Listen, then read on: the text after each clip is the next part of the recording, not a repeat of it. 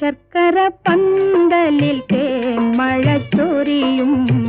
ചക്രവർത്തി കുമാര, നിൻ മനോരാജ്യത്തെ രാജകുമാരിയായി വന്നു നിൽക്കാനൊരു